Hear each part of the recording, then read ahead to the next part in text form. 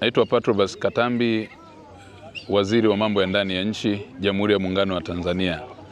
Leo ni siku ya furaha kwetu kupata wenzetu Mheshimiwa Jack Mwimbo ambaye ni waziri wa mambo ya ndani ya nchi na usalama wa ndani ya Jamhuri ya Zambia, lakini pia amekuja hapa kwa ajili ya kukutana nasi kwenye kikao muhimu na cha 4 cha masuala ya kiulinzi na usalama kwa maana na Joint Permanent Committee kwenye masuala ya usalama. Katika kipindi hiki cha mikutano, kama jinsi ambavyo wenzetu pia walishawahi kutupeleka Victoria Falls kule Zambia, na sisi tumeona leo tuanze na eneo la Ngorongoro Conservation. Because this is the area and the place which is considered to be the cradle of mankind.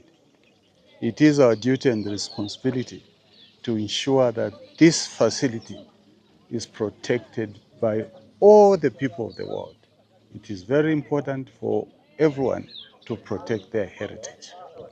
I would like to encourage the government to continue with the able manner they have been managing this facility. I am the Minister of Home Affairs and Internal Security of the Republic of Zambia. My name is Jack Mwimbo.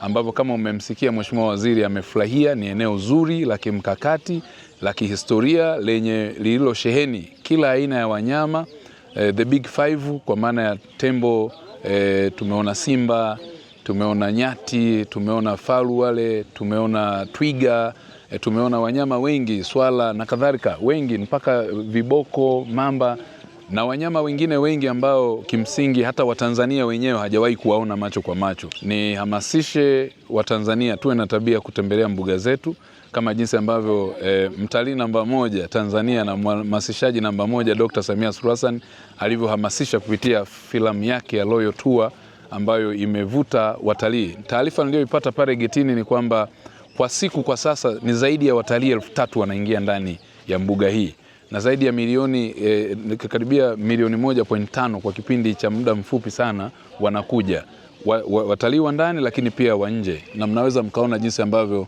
wanaendelea kula maisha, unapunguza stressi, unafika unaona vitu ambavyo hukuwahi kuviona. Kwa kweli ni jambo la kujivunia. Mbuga zetu nyingi za wanyama tulizo nazo, lakini pia conservation areas pamoja na national parks tulizo nazo ni sehemu muhimu sana ya kuchochea uchumi, lakini pia ni sehemu ya kielelezo cha kwamba tunalinda rasilimali zetu.